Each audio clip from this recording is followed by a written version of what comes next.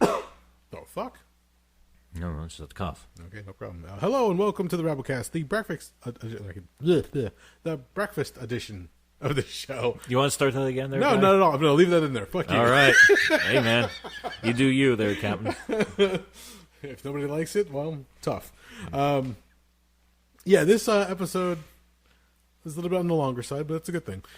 We start off with the history of Kellogg's cornflakes because it was something I heard recently, and I figured, let me share it with everybody else. And that spiraled into a conversation about religion and different sects. And yeah, I went a little analytical on you and kind of sucked you into what I thought you had was just a weird side interest story. That was fun because when I wanted to mention it originally, I wanted to see where it would go because I had nothing for it other than this is a weird origin. Trust me, when you get to the origin, it's really fucking weird. So hang in there. Mm-hmm. And then to go from there, I know we wanted to talk about movies, being that Halloween's right around the corner. Yes. So we're in the spooky season, and we covered your list of movies that you've seen. 31 movies in October. Yes. For 31 movies of horror. Yeah, 31 horror movies for the 31 days of October. Thank you. Okay. And from there, we got a little bit back on track as far as the theme for the season is concerned. So yeah. No, it was fun. I didn't know exactly. Look, like I said in the very beginning, I'm never prepared for this fucking show. I don't want to make it to the point where it was previously. Where it was work? Not that it was work, but I had to grind to get the content. A fair point. We have fun. We have a conversation, and things just evolve as we talk. So I was happy with that. So all right. I hope you at home or in your car, at work, at the gym, wherever the fuck you are, you're enjoying it as well. So on that note, hi, Kelly. Yes, hello, Kelly. We are brought to you by InsidePulse.com. You can find us under the podcast section. You can also find the show over at Rabblecast.libsyn.com.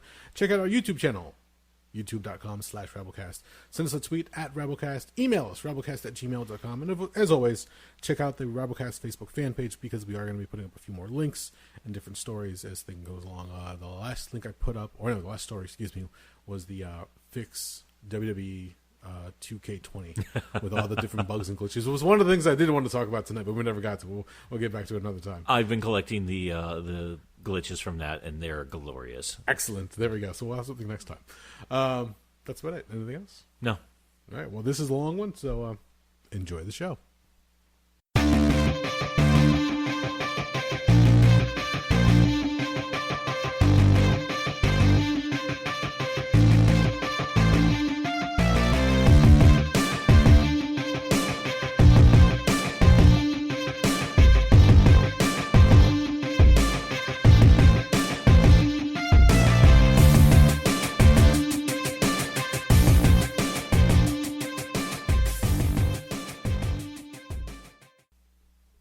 Once again, I am rarely ever ready.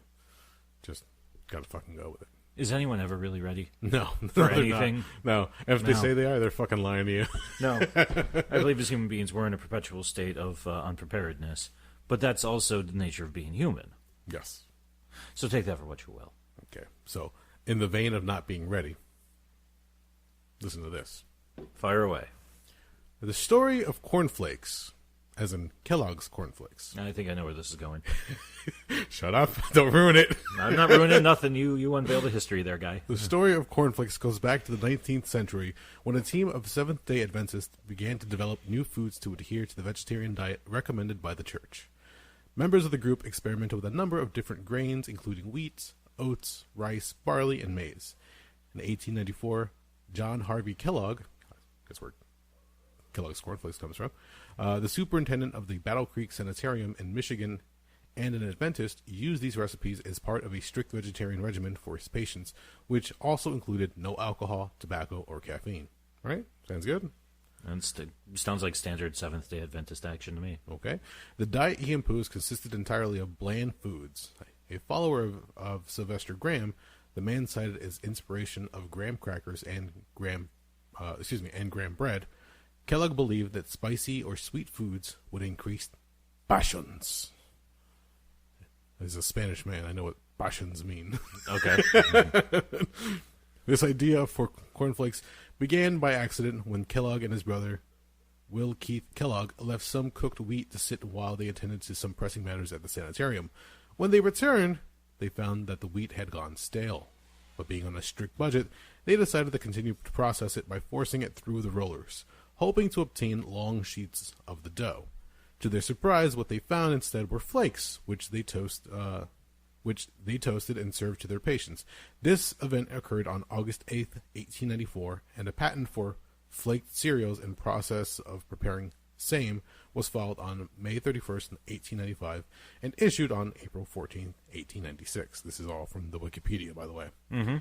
Dr. Kellogg introduced Kellogg cornflakes in what hoped that it would reduce dyspepsia, in accordance with the practices of the Seventh-day Adventists, masturbation, and excessive sexual intercourse. Mm-hmm.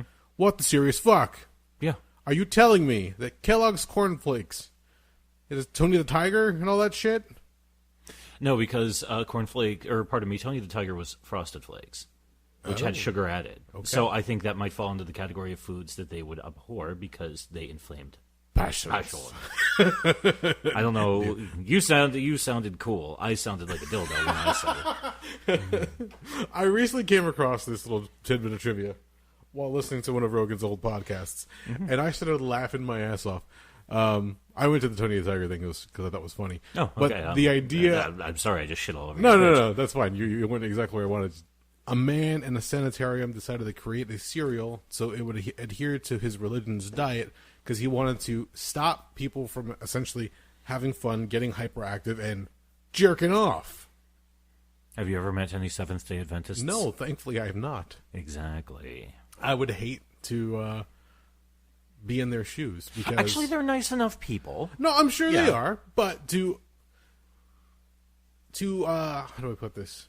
To stray away from things that you deem might ignite your passions. Mm-hmm. I find it very interesting because you're like, well, no, we can't have excitement. That's just we can't have that. Yeah, it's unseemly. It's ungodly. Yeah, no. Get away, please. We just can't. It has to be bland food, bland diet, nothing excitable. Get away from all that spicy food. Oh, I would love to lock a group of Seventh-day Adventists in a room with nothing but First We Feast hot ones all day and watch them fucking just break out into like a massive orgy. If wings make them have a massive orgy, then... Not the wings. The spiciness of the wings. All right, fair. Well, actually, the funny thing is, one of the reasons a lot of that stuff was going on around that point is with the publishing of On Origins of the Species by Charles Darwin. Okay. There was a big outcropping of agnostic and atheist speakers in the late 1800s, to the point where at one point in time they were actually some of the most popular public speakers in the country. They were all over the place. And they would actually command very large crowds at that time. And that's when you kind of had a, I'll call it a unholy union, unholy alliance, but they'll probably call it a holy alliance. Okay. Before that, a lot of the different sects of Christianity and a lot of other religions, they kind of operated in their own little universe. They generally ignored everyone else. The Lutherans didn't acknowledge the Methodists. Okay. Unless it was maybe the occasional disparaging comment. Everybody thought the Seventh-day Adventists were weird, but not as weird as the fucking Mormons, who actually were run out of some states on their travels until they hit Utah. Yes. But around this time, a lot of the religions basically came together and said, we're going to have to start working together in some way or another because this thing that kind of negates all of us is getting a little bit too large. Before that, you didn't really have people refer to it as, oh, well, you're also a Christian. People just said, well, you're a Lutheran or you're a Roman Catholic or whatever. So I wonder at that point in time as well if there wasn't anything having to do with some people re-pushing these ideas as a way trying to reaffirm the stance of their religion in public life in the United States. What the fuck? What? No, it blows my mind. Like religion, whenever you get into discussion about religion, especially all the different sects. So when you get to the question of do you believe in God? Yes. Which God? And then it just starts to break down from there, and it gets fucking crazy. Not really. You think of everything as kind of like a tree, and you're working your way down. You know, you start with your most basic question. And here's the confusion thing. Are you a god? Somebody asks you if you're a god, you say yes. Sorry. You can see where this little trivia put my mind today. Fair enough. Well, no, I was going to say you started off with the question of, do you believe in God? If they say yes, you're a theist. If no, they're an atheist. It's a very simple kicking point. Okay. And you don't even have to pull that agnostic shit in there because that's a whole different question. And it takes a little while to unwrap, but really one of them asks about belief and the other question asks about knowledge. Yes. So generally, if anybody says anything to me other than agnostic, I look at them and be like, how the hell do you know? Is there a God? The only answer I'm really willing to accept from most people is, I don't know. I've been there, man. I've seen some things. So he just flatly looked at me and said, yeah or no. I'd be like, we have a lot of talking to do. An awful lot. I would almost want to sit down now after reading this with a Seventh-day Adventist just to see how their fucking mind works.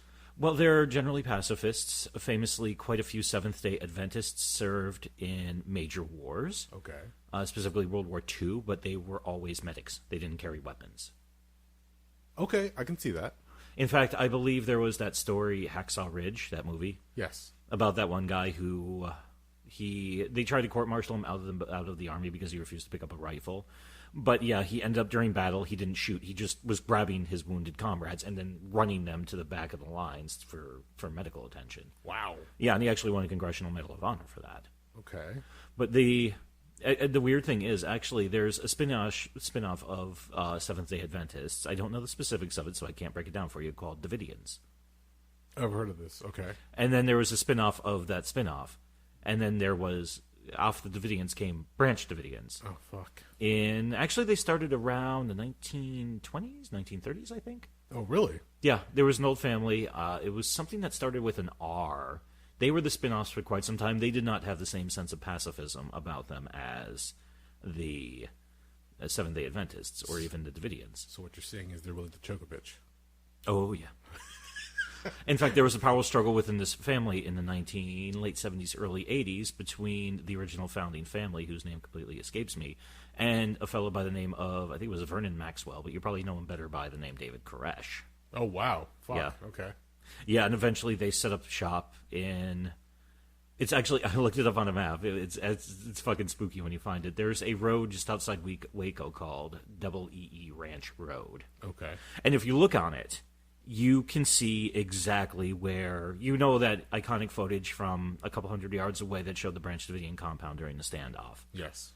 You can kind of, from looking at that picture, you can figure out where everything sat. It's like, oh, this is where the FBI line was. Here's where this was. Here's where that was. Because there's this really weird sunken... It almost looks like half a swimming pool set up out of concrete in the ground next to their compound. Okay. And you could tell where next to it, where the original compound obviously burned to the ground and they just destroyed everything. They rebuilt the church there, I think, in the late 90s, early 2000s, because there's still Branch Davidians there. Okay. Just a different group than the ones that were the super militants. So, wait, what led Koresh down the path of having, like, a sex cult? Part of the entire thing was the original family that founded the Branch Davidians. Pardon me, this is shitty podcasting. I need to look this up.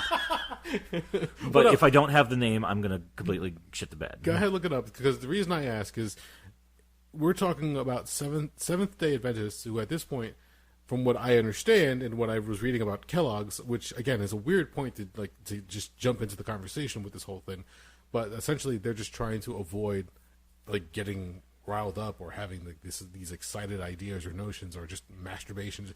You should only be having sex at a certain point in time and should only be, in the eyes of God, whatever the case is.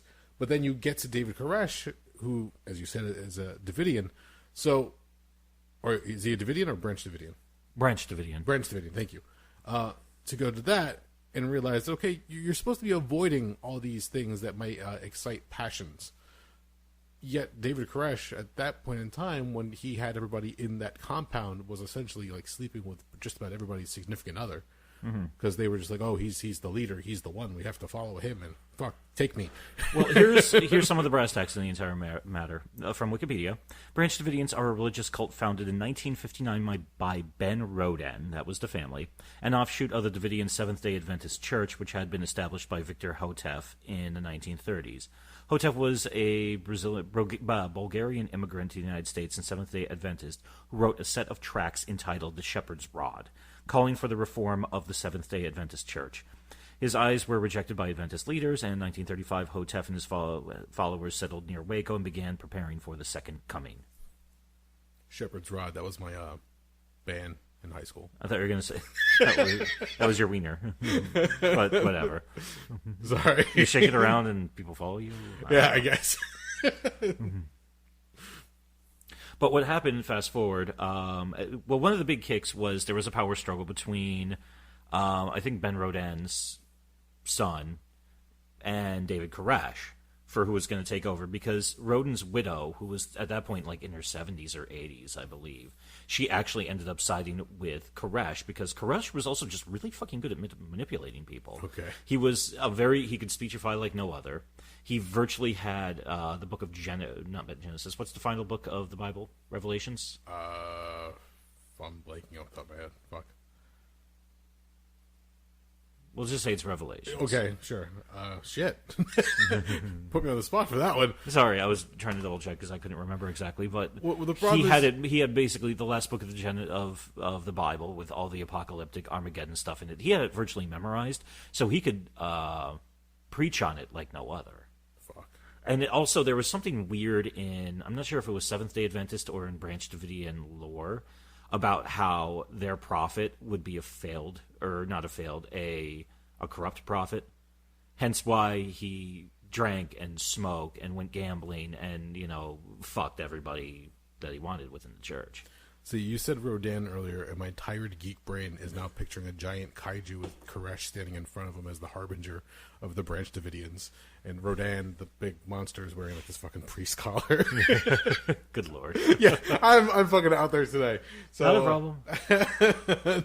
When you were trying to ask me what the last book of the Bible is, I'm like, I don't fucking know. I'm thinking Rodin. Leave me alone. Aren't you Catholic? Yes. You're supposed to read the last book of the Bible the most, the one with all the really crazy stuff in it, because you guys have that weird guilt thing. Yeah, going, I'm supposed right? to have like a bunch of stuff I'm supposed to do. It's like somewhere in a pile that I'm going to get to eventually. Well, I'm an absolutely dreadful Methodist, so I can't get mad at you. Yeah, there's... Okay, quick side note, personal story. Growing up, my brothers went to CCD. They had their first communion, their confirmation, and all that stuff. Yay. They had that when they were younger. I remember them going to the church and whatever the saint name that they picked, whatever the case was. They went through the whole rigmarole, and when it came time for me, keep in mind I'm about 7-8 years younger than my brothers.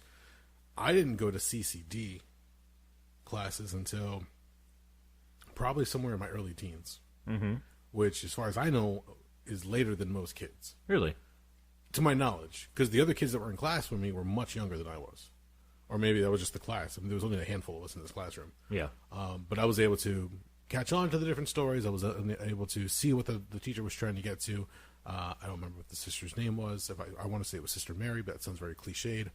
As I'm going through the whole thing, I did what comes first, communion or confirmation? That I do not know, actually. Okay, well, one of them I did first. It was the first whatever. I wanted to say it was my communion. I never got confirmed. Which is why years later, when Jen and I went to get married, the conversation as far as where the venue was going to be was never a question. It's like, we're not going to a church. I'm not confirmed, so I can't get married in the Catholic Church. Really? That's apparently the way it goes. And if you do go, then you have to speak to whatever the father or the priest that's going to be doing the ceremony, and then you have to apparently pay whatever fee to use the church. Whoa, a fee. Who would have thunk it? Yeah, seriously. Oh, excuse me, a donation to the church in the name of whatever. Now I'm thinking of Rage Against the Machine. Fuck. Wow, you're all over them. Yeah, I am. I'm fucking wired weird today. So when that came about, thankfully I had a friend who's been an ordained minister through the Universal Life Church. Longtime friend of ours. So we said, yeah, if you wouldn't mind, if you would perform the ceremony for us, that'd be great. We can avoid the church. Because I know my parents and her parents were both like, well, what church are you going to pick? No, we're not getting into that argument. Not at all. We're going to avoid that completely. We're going to have the ceremony at the venue. It's going to be nice. When they go out, you have the whole place set up for the ceremony. When they're done, you go for cocktail hour. They switch the place over for dinner. It's like we never left. But I didn't have to worry about all the other stuff that came with it. Because my mom was hoping for a big church wedding. I'm sure her mom was as well. But it's like, it doesn't seem doable for us. And mostly because I was like, I really don't want to go through and have to say, oh, now you have to take classes, now you have to study for this, and then you have to pass that, and then you have to make a donation. I'm like, you know what? No, this sounds more complicated than it really is, and I still have to do a fucking seating chart. So let's just avoid one obstacle and tackle the others. And that's what it came down to. Yes. So as far as, oh God, when was the last time I was actually in a church? Probably somewhere in my late teens. Okay, so about 20 years-ish?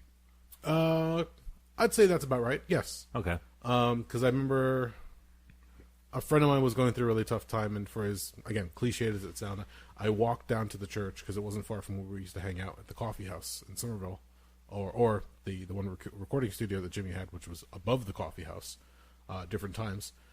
I had walked down to the church we used to go to as a child, and I actually walked in, kneeled down, and actually prayed for the person.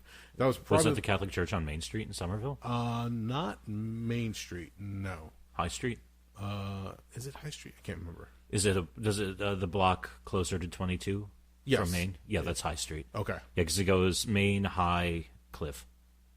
Because I used to live on Cliff. Okay, no. I know which one you're talking about. That's not the one. It's a little bit further down past the public library in Somerville. It was the Immaculata Church. Oh, okay. I know which one you're in.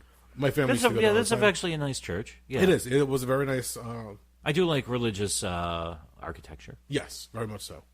I remember being terrified of the different wood carvings of Jesus being put on the cross, but I think that's what they were going for kids. What's a little Catholicism without some utter and complete terror? Terror, some horror, and long-term guilt. I have all that in. The guilt is definitely in there, trust me. I do certain things and I just feel horrible. That's just ingrained in me. But for me, it just never was something that I really stuck to. And my parents would always tell me, oh, you should go to church with us. Oh, Palm Sunday's coming up. Oh, Christmas is coming up. And all this other stuff. I'm like, no. Well, it wasn't even just no. Why? I'll fully admit I was being a lazy fuck on Sunday. I'm like, why do I have to go? This is ridiculous. I have to get up and get dressed nicely, put on a pair of khakis and fucking put on this dress shirt and put money in a donation plate. Where does that fucking money go? I don't fucking know. I lose track when I'm sitting there. I don't know the songs they're singing half the time. I just what the fuck? And we're going to the Spanish sermon. I found out later that there was an English sermon. What the fuck is going on? Why can't we all be together? Why are we separated? And they didn't have an answer for that one other than language. And it just got really, really weird. And as I got older, you obviously start to question certain things about religion. And you start wondering certain things about religion. So I said to my parents, "Hey, look, in one of the sermons, they say, you can always pray. You will always find me a stone or a tree." I'm paraphrasing. You can find me. I am always there. I'm everywhere. So I said, why do I have to go to church to pray? Well, it's the whole thing. We go Sunday as a family. It's a, get together. I'm like, yes, but you're telling me to go to one place, to pray to a being that's supposed to hear my prayers. I'm doing it in a crowded place. How the fuck is he going to hear me? He's that good? My parents didn't have an answer. Oh. You did, and fuck you, because that was good. They couldn't answer that one. They had no clue. They're like, I was like, if I stay home and pray, isn't that the same thing? Before I go to bed at night, if I say a prayer for my family and friends, isn't that the same thing? So why do I have to go to a certain building, a certain designated area, to go pray to him? And they were like, well, look, if you want to go to hell, that's your thing. And then, holy God. That was pretty much the answer, and that stopped my sojourn to the church on a weekly basis. Mm-hmm. And, I mean, granted, I still have certain beliefs. I still follow certain things. I still pray. Do you consider yourself a Catholic? Yeah, I'd have to say yes. Okay. I'm more, I know people are going to go, ugh. I'm considering myself more spiritual nowadays than I do religious. Well, can you give me the difference between the two? So I'm not a devoted follower of the Catholic Church. Okay. I was raised Catholic, so I believe that's in me. It's been instilled in me. Hell, otherwise I wouldn't have the guilt. But I think because I want to find out what is out there beyond that. So I've looked into different faiths, and I've tried to understand from different perspectives where people come from for the religious beliefs, which is why the Seventh-day Adventist kind of like puts my head sideways, like what the fuck. Well, there's a lot of weird religious sects out there. There are, and that's what I've learned throughout my life is that you really can't judge anyone. Everybody keeps saying, well, our faith is the one to follow. Ours is the one that's going to get you to heaven. Ours is the one that's going to give you all the peace and rewards or whatever they want to refer to heaven as. I'm like, no, it's an interpretation of an old story that presumably happened a long, long time ago, and everybody just pretty much put their spin on it, and it has been translated in many different language and many different texts. And holy shit, you guys cannot fucking play the telephone game right. No. Or maybe they are playing it right, and that's what we got. Each person that they tell the story to, that fucking story changes just a little bit, and it comes out horribly wrong on the other end. Mm-hmm. So, with that in mind, I don't like to think that I am. I would be lying if I said that I was a practicing Catholic or a devout Catholic. No way. Do I still observe the different holidays? Do I still observe the different... From time to time, yes. When I get together with family, yes. I respect that it's family time, and sometimes you just go just to be with the family, because where they might still be devout Catholics and are raised in that ideal and those themes, I was, but now I've seen the other side of it. I'm like, okay, I'm here. Let's have some fun. Where's the cake? Where's the coffee? Cool. I gotta go. So, I'm not trying to say that, I burn sage and incense is in my house every day and you should see the beads I'm wearing. No, I mean, I try different things. I look at different things. I'm not saying that I'm fucking know-all by no stretch of the imagination. I got curious. Mm-hmm. And because of that, it was like, a lot of this sounds like bullshit. The whole tithing thing, especially, it got weird to me because that comes up in a lot of different religions where you have to give a certain percentage of your income to. Yeah, I've always had. I think that's one of the reasons why my parents strayed away from the church, especially my father. He just looked at it and said, "They just want to put their hand in your pocket." Yeah, that was one of the things that kind of bothered me for a while, especially when I got to my early 20s and I started working for a living, and I was like, it's tough enough for me to make a living as it is. Why am I going to give somebody else money with... Granted, it's religion and it's faith, but I don't have blind faith. Mm-hmm. So I'm not ready to give you all the money. Like those evangelists that are on TV. It's like, I know things might be tough. I know things might be difficult, but if you give me 10% of what you have now, God will pay it back to you tenfold. Mm-hmm. Bullshit, let me see it up front. Okay, how about you give me tenfold up front, and I'll give you 10% of what I have currently. Mm-hmm. And let's just call it even after that. No, it just seemed weird, especially when it comes to finances. So I never understood that. And then you've got, and you could pick different examples after where it's gone horribly, horribly wrong. And by no means that when I started this whole fucking thing with Kellogg's did I think I was going to be talking about religion today. Was it Jamie Olstein, the big guy, the evangelist? Joel Olstein that has the mega church down in Houston. Yeah. Back when they were having the floods and the storms, did not open his mega church to all the people who were displaced and needed a place to stay. Yeah, he took a lot of flack for that one. Oh, yeah. He's one of the biggest ones of the prosperity gospel. Basically the ones who are like, God's cool with capitalism, In fact, God wants you to have money. He also wants me to have money. That's fine. Actually, I very strongly disagree that's fine. I personally think it's one of the most awful ways to justify just blind shithead greed. Well, I was going to say, just on the surface, God likes capitalism. Okay, well, let's say he does. God wants me to have money. Okay, that's fine. I personally think, if you read the stories, Jesus is a socialist. Don't say that! You're going to upset many, many people now. In this day and age, you cannot say that. I will. Give them my Facebook account and tell them if they have an issue, come talk to me directly. We'll work it out. We'll hash it out. Or I could tell them to go to hell. I don't care. I kind of speak my mind on this one. Not that I'm jaded or generally angry about it. I'm not a fire and brimstone atheist, if such a thing exists. In fact, actually, a lot of people, I won't even bring it up unless they bring it up first, truth be told. Okay. So I see I'm in the wrong here, then. No, I didn't say you were in the wrong. I just think prosperity gospel is kind of an awful thing. No, I just mentioned Kellogg's and we got into this discussion, which I was not prepared for at the very least. Like I'm prepared for it. And now I want to make fucking bumper stickers that says, Jesus is a socialist, vote blue 2020. There actually are. I actually have seen bumper stickers that say stuff like Jesus is a socialist. I mean, who did he throw out of the temple? The money changers. He didn't throw the whores and the lepers out. People that would outrage, like people talk about like the left being so fucking triggered with certain things. Mm-hmm. If you tell the conservatives that Jesus was a socialist, yeah. Well, the funny thing is, the left always says, "Oh, the right," always says the left is so triggered. They're so triggered. Yeah, look at how after what's his nuts fucking kneeled at a fucking football game for a fucking speech, which, mind you, originally he sat.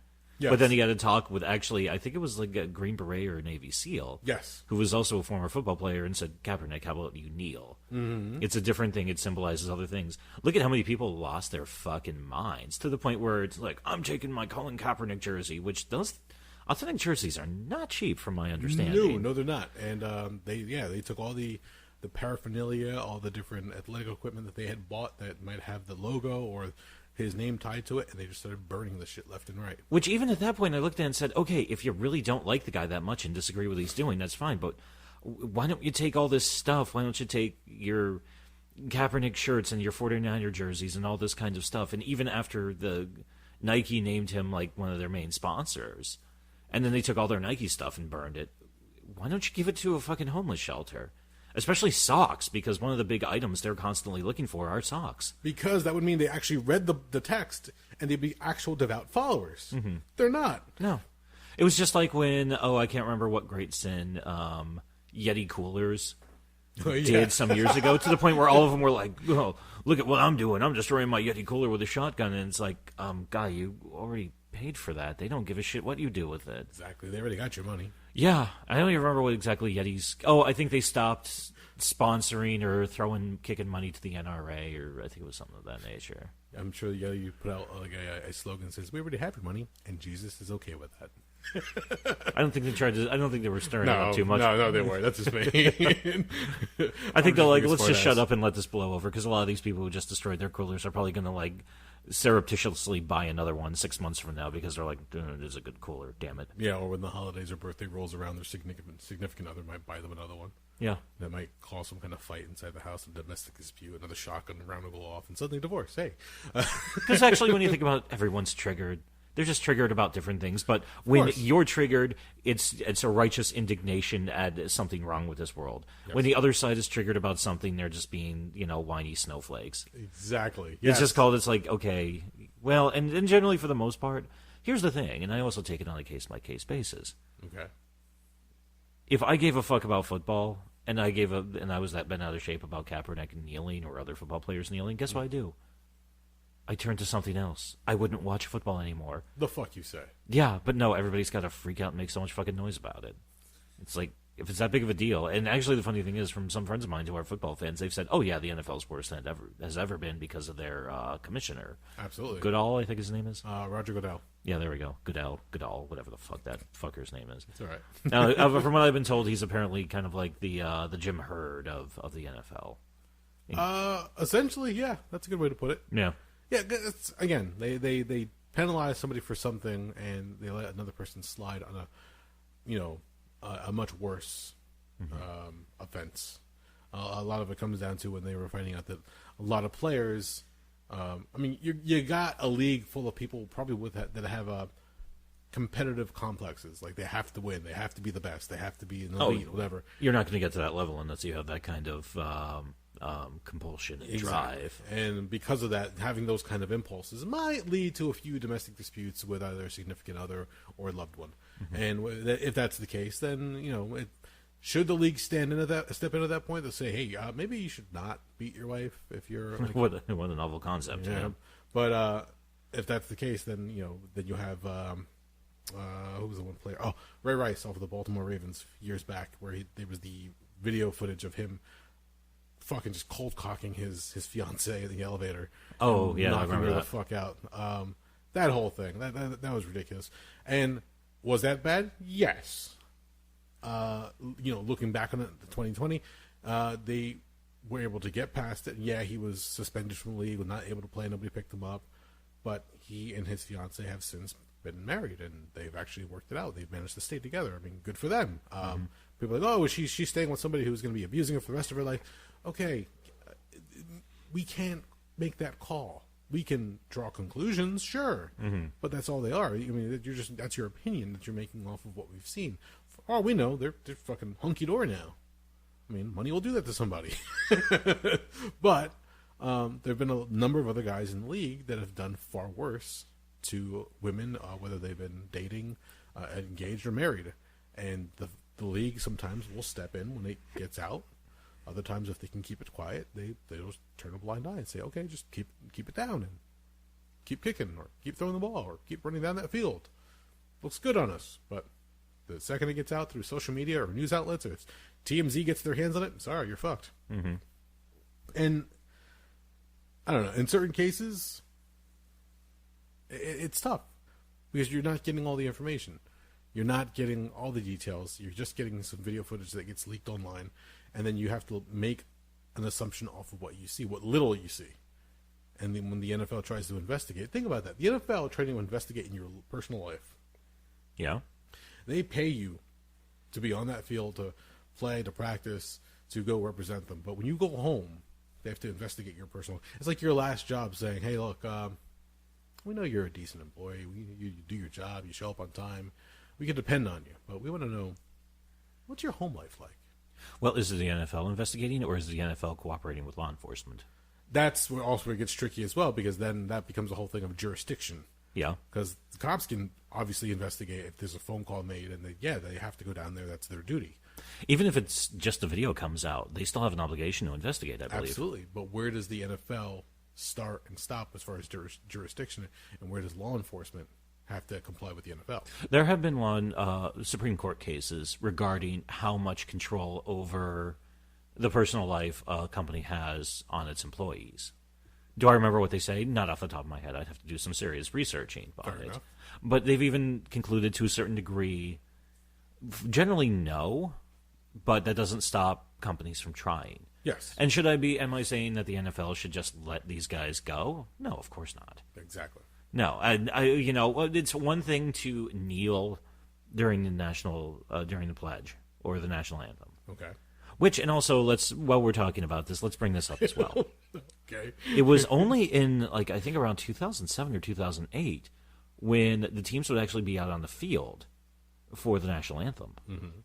Because around that time, the Pentagon started dumping a lot of money into the NFL team owners' pockets. Yes. Having their, at least once a season, almost every team has their salute to the armed forces or the we support our troops special event. Yes. Because they said, oh, we're going to throw this money at you because you're going to be a good recruiting tool for us at a point in time when, well, then the 7-year-old invasion of Afghanistan and the 5-year-old invasion of Iraq were starting to get unpopular because people were starting to look at them as quagmires. Wait do you fuckers get to 2019?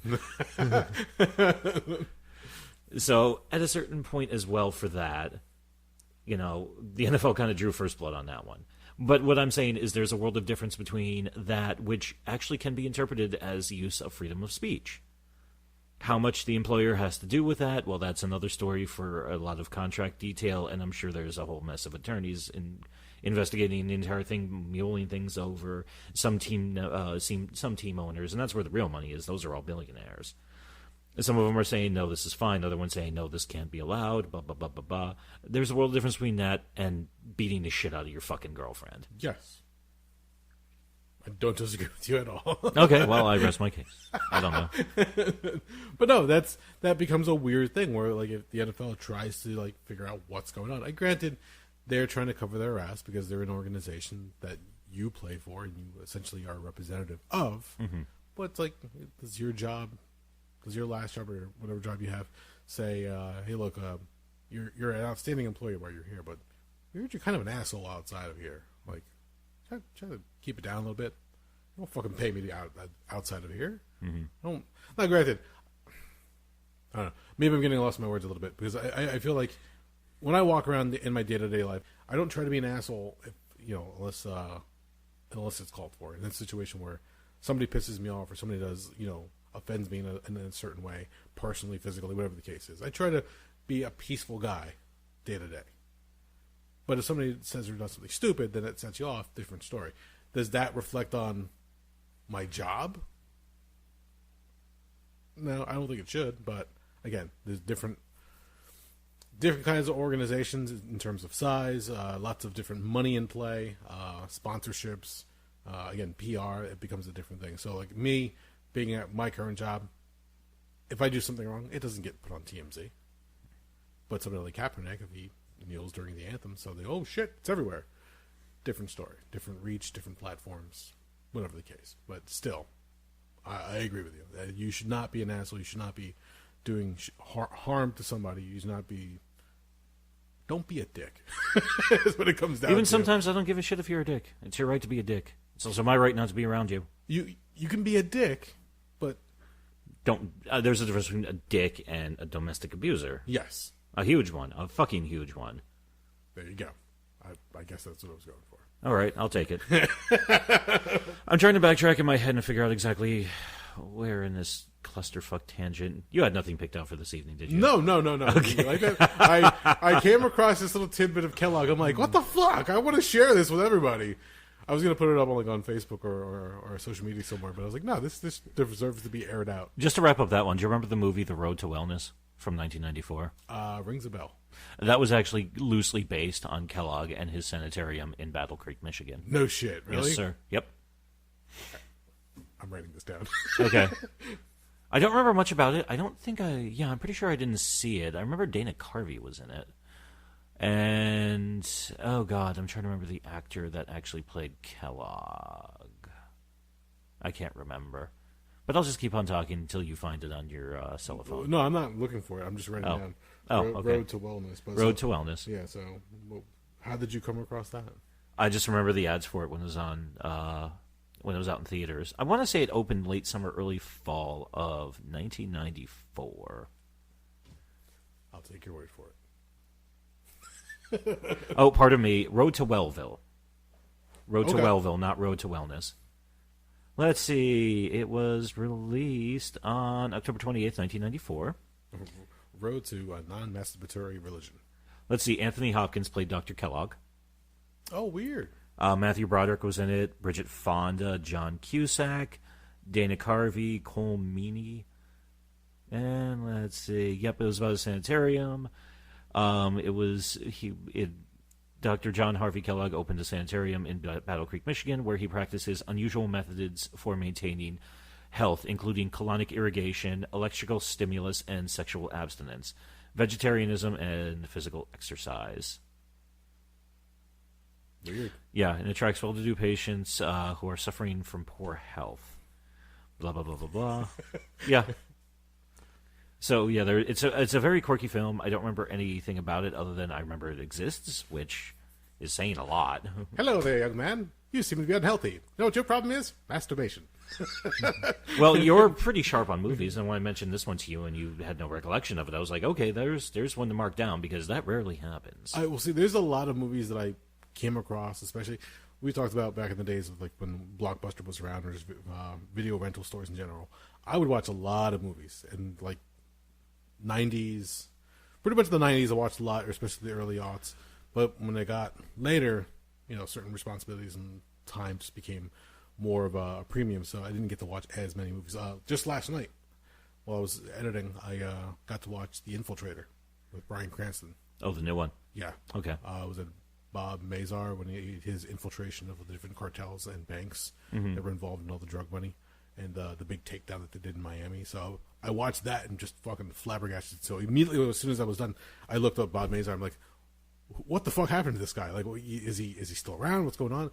Just to find out that not only is he still around, but he's still happily married to his wife. I don't know how the fuck that happens when you're undercover for so long and you're involved in different A scenarios. very understanding spouse, I'd assume. Well, no, one of the things I read that was really cool, and as far as that relationship is concerned, at one point she said, hey, look, you can't keep doing this. You come home, the kids love you, I love you, but like we've essentially adjusted not having you here for long stretches of time.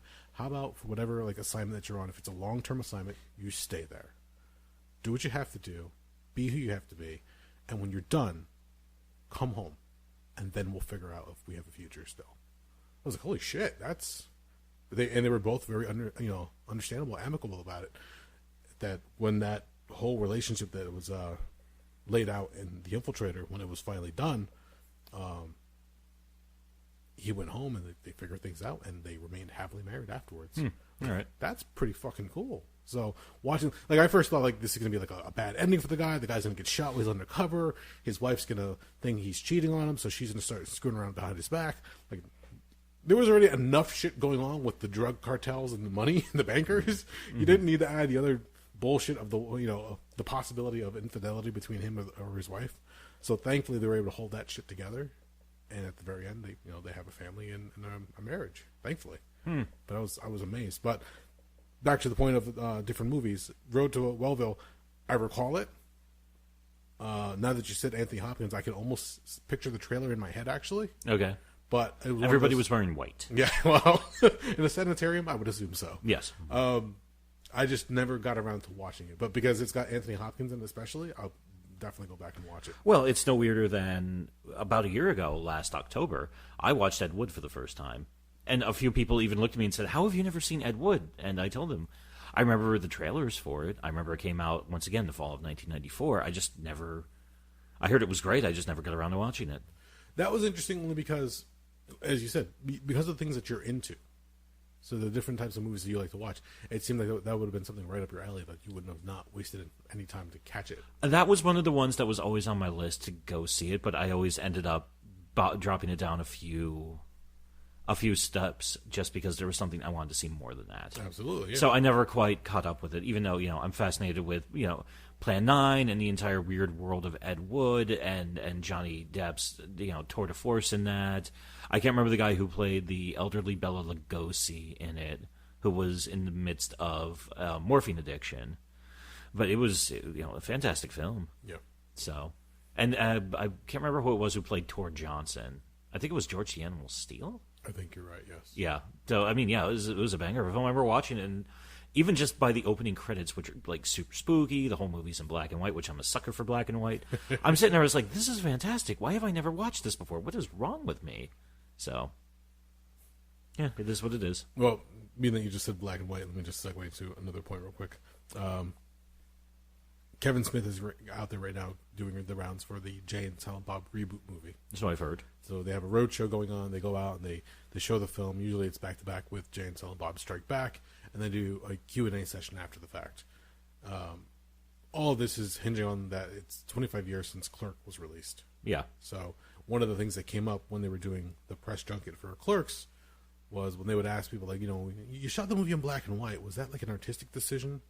And Kevin Smith said, actually, no, it was a financial decision, because when we went to set up the lighting, the guy's like, oh, you got fluorescent lights. Yeah, you have to set up different lighting. What do you mean different lighting? The fluorescent lights is going to make everybody look green on film, so you got to set up a different package. He goes, well, how much is that going to cost? He goes, another $2,000. He goes, well, we can't fucking do that. He goes, well, your other solution or option is to do it in black and white. You don't have to worry about the lighting at all. Yeah, he goes, let's fucking do that then. And then later on, when he was doing the junket, somebody had actually said, one of the reviews for the movie early on, I think from one of the film festivals, he goes, it's almost as if they filmed the whole movie from the perspective of the security cameras in the store. Yeah. And that we're seeing the characters through that lens. When Kevin Smith read that, the next time he went to another interview, and somebody asked him, so you shot the movie black and white. What was the reason behind that? He goes, we wanted to shoot the movie like it was perspective from the security camera. So he took that guy's little snippet from the review and just inserted it to every interview after the fact. He goes, fuck it. It sounds a lot better than I'm a cheap ass and we're running out of money. We wanted to film a movie and might make it exciting. So whenever I see a movie now, I have to ask myself, did they do it because they wanted to be artistic, or because they didn't just want to spend the extra money on lighting or colorizing, whatever the case is? Like, yeah. So Ed Wood is one of those examples. Like, no, they could have shot that one in color, but they said why. That was more of an artistic choice. But also at that point, you're talking Tim Burton in '94. He's already got, Batman and Batman Returns basically made him bulletproof at that point in time. Yes, and he loves his blacks and whites, because when it comes to the different palettes in his different movies, you can see that he tends to go to that more drab look. Yeah. So for him, it works. It's his style. That's one of the reasons he's so popular with the goths. Because, yeah, drab as fuck, fun stories, actually kind of cute in a lot of ways, so. Good stuff. The one movie of his, well, actually, I should say, there's a couple movies that I've actually never seen, but The Corpse Bride was one that came out a while back. Was the 2005, I believe. Was that a claymation one? Yeah. Never got around to seeing it. A lot of people call it the spiritual sequel to Nightmare Before Christmas. I can't speak to that because I've never seen it. And actually, I'm not a huge Nightmare Before Christmas fan. Neither was I. I can see the draw of it. I can see why people love it. Obviously, the goths. And it's also, eschewing the idea of Christmas and that whole Saint Nick. But I got to sit through it once with a bunch of friends, and I saw them get all excited. I'm like, okay. Yeah, I'm not a musical fan, so that kind of blew it out of the water for me. I do want to show it to my son now and see it through his eyes and see how excited he can get possibly. And maybe I'll have a better understanding of it then. But for me, it's like, okay, it's Tim Burton. Some of his stuff I love, some of his stuff I can do without. This Is Halloween, though, is a great song. Yes. I do enjoy the hell out of that, especially, and it's been covered by a couple of different artists. I'm sure. I know for a fact Marilyn Manson's got a pretty banging cover version of it. Oh, no shit, really? Yeah. Okay. Yeah, it was on one of his, when they did one of those greatest hits compilations, like Lest We Forget. He threw it on there. It's like, okay, we'll throw an extra track on here to help sweeten the pot for this. So it's a good, starter pack for somebody who's looking to get into me. Because at that point, it's like, okay, that came, I think he actually did the song about 10 to 12 years ago. When I think it was called Lest We Forget was the greatest hits package. Okay. And at that point, he also probably said, okay, there's a whole new generation who didn't come up with me, so let me see if I can make my stuff more accessible. Let me corrupt them while I can. Speaking of movies. Yes. You were, what was the streaming service you were fiddling around with before? Oh, Not Shudder. no, it wasn't Shudder. It's one of their, the Killer Movies channel, I think it's called. Who puts that one out? I don't know. I just heard about this recently, so I'm kind of looking into it and hoping some people might be able to give me some info on it. Okay, well, how did you come across it? So there's a group on Facebook I'm a part of. It's called 31 Horror Movies in the 31 Days of Halloween. Nice. So the general plot is you try to do one every day, but obviously that doesn't work, so some days are going to be doubling up, where everybody tries to do, get through 31 different horror films for the month of October. And it's actually, this is my first year doing it. The first time I even saw the group was about a year ago. I've been having a blast with it. It's actually made me push, because I've been trying to not just watch, I could very easily zip through all the Friday the 13th movies, but I've seen them all before. So I've also been saying it's like I'll mix in some classics I haven't seen in a while, and also trying to get some new stuff in on me. In fact, actually, there was some DVDs I picked up over the summer when I was at the Mahoning Drive-In that I was about to go watch, and I was like, you know what? Let me save this for the 31 Days of Halloween, or the 31 Days of Horror in October. Okay. So, yeah, I actually just got up to, I think, 21 or 22 today. Oh, shit, he's got a notebook. Notebook, ladies and gentlemen. Well, hell, am I going to fucking keep track? So, let's see. So far, what have we done? Anthropophagus, which is an incredibly nasty Italian film. Some zombie guy wanders out of the water on this fucking island, and he just starts just gutting and eating everyone. Okay. Yeah, Joe D'Amato at his nastiest. See No Evil, which I've actually never seen before. I don't know how the hell I never saw it before. Was that the WWE film See No Evil? Yeah, with starring Kane, yeah. Mayoral Kane. Yeah. Oh, it's so weird to watch back then. It's like, oh god, I forgot when he had the wacky contact thing going on and he was bald. Well, he's still he's still pretty much bald now, but The Children, which is everybody's favorite, thanks to unintentional comedy of it. Hanger, which is awful. A friend of mine lent it to me a ways back. I finally got around to watching it, and it's just terrible. Terrible as in you could laugh at it, or terrible as in why am I wasting my time? It's just filthy, shitty exploitation cinema. The rough plot is this really abusive pimp, one of his prostitutes gets pregnant, so she refuses to get rid of it, so he basically beats the shit out of her, holds her down on a bed, and does a coat hanger abortion on her. Okay, I didn't think we were going to go that route, but I guess and actually the funny thing was they actually even made a fake vagina that you should see him shoving the fucking hanger up. Oh, Jesus. Yeah, it's a nasty fucking movie. But it turns out the aborted fetus survives and is somewhat disfigured and ultra-violent. And the alleged dad, who was one of the more common Johns for the specific prostitute, he kind of takes the kid under his wing a little bit and tries to help him out. And just everyone's a piece of shit in the movie. It's just ultra gory, ultra violent, mildly racist at parts. Well, probably moderately racist at parts. It was one of those movies I watched it and I was like, I kept looking at it being like, okay, I just have another 20 minutes to go before this fucking movie's over. Anywho, then I got back more into proper form with Children Shouldn't Play with Dead Things, which is from the early 70s. A bunch of hippies go to make a movie on an abandoned island covered with cemeteries, and they end up accidentally raising the dead. Okay. It's pretty sick. Prince of Darkness, the old John Carpenter movie about the devil being found in the basement of a church in L.A. Okay. The Wicker Man remake with Nick Cage, because why the fuck not? I was just like, if we're going to get crazy, let's get crazy. Was that more like a palate cleanser for you? Yeah, that was like, let's just go in a completely different direction than everything else. Okay. Let's mix it up. Horror Express, which is an old... You had Peter Cushing, Christopher Lee, and Telly Savalas in the movie together. Oh, wow. Which is pretty wild. Fun movie. I want to say it's Hammer, but I don't remember if it's Hammer Films. Massage Parlor Murders, which is... I think it's just an excuse to cut up women and have them run around topless. It's just filthy exploitation sleaze from 1970s New York, with the greatest scene ever, actually, I've seen in quite some time. Okay. All of a sudden, they cut to an interior pool where there's basically kind of like a half-assed orgy going on. Everyone's splashing around naked. They're having drinks and making out, and, you know, there's some implied sex around the way. But if you look really closely, there's one guy in the absolute back corner of the set who's just lifting weights. And I zoomed right in on that guy, and I started cackling because I was like, that guy's awesome, because I want to know what the direction was for that scene, because this was obviously just shot for nothing, and it probably made nothing. But yeah, in the back, if you look closely, it's like, that guy's just like banging out a set of curls. So, okay, there, fella. He's like, all right, good form, good form. Here's actually one of the fun side notes of the Massage Parlor Murders. Okay. It was actually recut as Massage Parlor something, but they took out the word murder. They took out the entire plot line of a serial killer targeting prostitutes working at massage parlors and just made it softcore porn. Because it effectively was. Okay. Let's see, after that, watched Hard Rock Zombies, which is... Somehow we out-insaned Massage Parlor Murders. The shitty rock band goes to some small town in California to play a show, but the locals don't want him there, and everything gets really bad. And, okay. And I want to reveal the big twist of the film to you, but I don't want to reveal it to you. Does their music raise the dead? No, they accidentally discover a They were note. dead the entire time? No, they get killed by Hitler. Seriously, like the one old guy who's running around the entire movie after they kill off the band. I can't remember the name of them. They're like a shitty, like 70s, early 80s hard rock band. Okay. Then finally he just like rips off his mask and it's Hitler and he goes, "No more Mr. Nice Guy." And it's just... Holy fuck. And they accidentally discovered a note that raises the dead, because there's this one scene where this guy like keeps killing a fly, then the guy plays the notes, and then it gets resurrected and he has to kill the fucking fly again.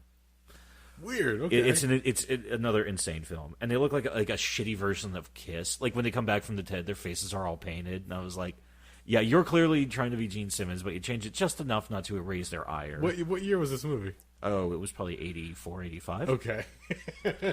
So after that, I went to From Hell with Johnny Depp and Heather Graham, the interpretation of the Jack the Ripper murders. Yep.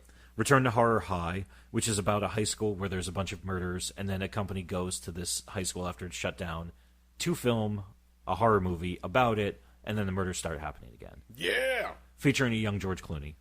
Oh, really? Yeah, one of his earliest works. Okay. George Clooney, much like Brad Pitt, their first work was in low-budget horror films. Yes. If you go look up Cutting Class from '89, you will see a very young Brad Pitt. There's a lot of people that got their start in low-budget horror films. Oh, yeah, and Jennifer Aniston, yeah, she was in the first Leprechaun in, I think, exactly, 92, yes. 93. After that, we went to Lair of the White Worm, which is fucking awesome. And you get to see Hugh Grant and Peter Capaldi being dicks to each other. What's it called again? Lair of the White Worm. Okay. Yeah, it's about a weird snake goddess in the English countryside, and just weird shit happens from there. Okay. A lot of fun. Mutilator, an 80s slasher film with the peppiest song you ever heard for the opening credits, called Fall Break, where they just sing about, going to the beach and having a good time. Meanwhile, they're being stalked and killed one by one. But whatever. Martyrs.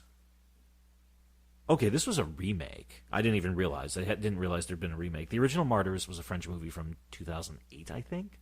Okay. And generally, it's about a woman gets kidnapped, and she gets held in secrecy and just systematically tortured. Finally, one day she escapes, brings the cops back there, and everything's cleared out from the location she was tortured at. Years later, she tracks down the person she's convinced tortured her and murders him and his family with her shotgun. Okay. And her friend, who actually helped her recover from her trauma, goes to help her and get out of this mess and just tells her, it's like, you're just acting crazy.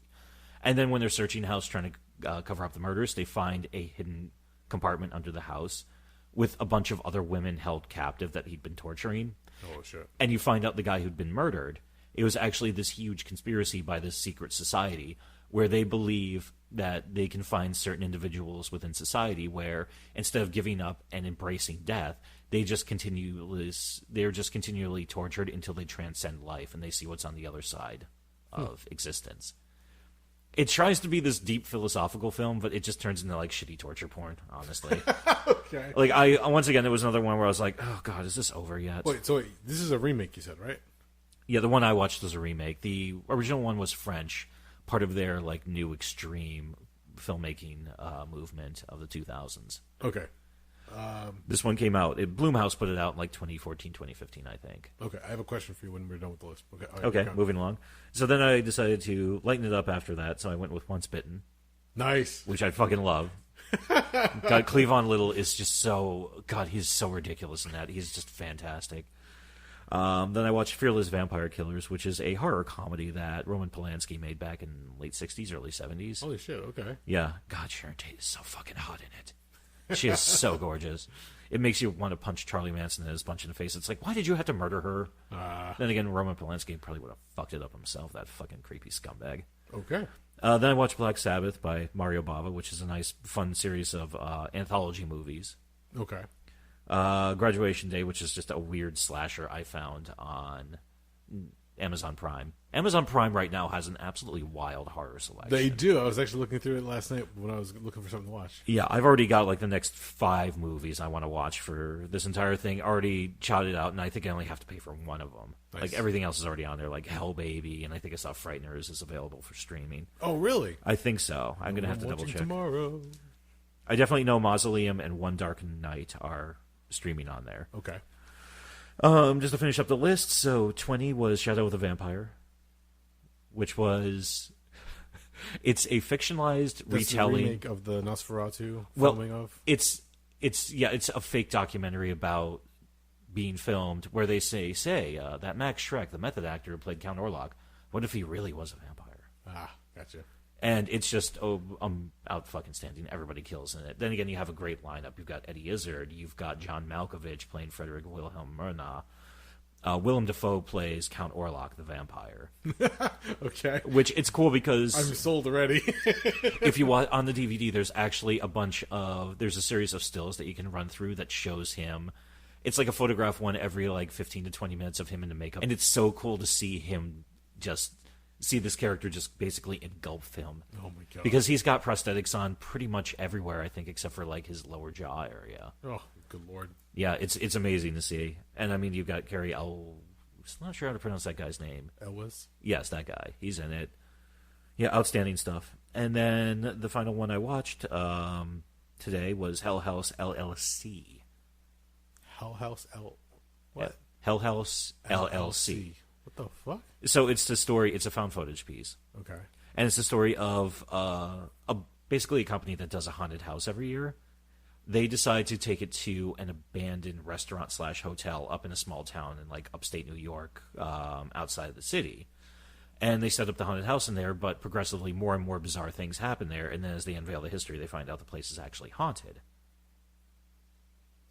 Why am I having flashbacks of High Spirits?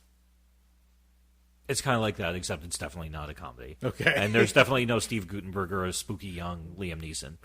And one of the reasons I took Hell House LLC is usually like the found footage stuff. It's not really one of my cups of tea. Okay. The reason I watched it is they filmed it at, it was called the Waldorf Hotel. It's a haunt in Lehighton, Pennsylvania. Okay. About 15 minutes away from the Mahoning Drive-In. Oh, really? What happened was last October, I went to the Mahoning they do a thing now called Shorts in the Fall, which they have a bunch of local filmmakers can submit, a short film, 3 to 5 minutes, I think it generally is. Nice. They play them both nights, And then, they give away some awards, and they talk about, what was our favorite this, or our favorite horror, or our favorite comedy, and it's a little of everything. So we went to it last year since a guy I know, who I actually grew up with, he actually had a movie that they accepted that they ran.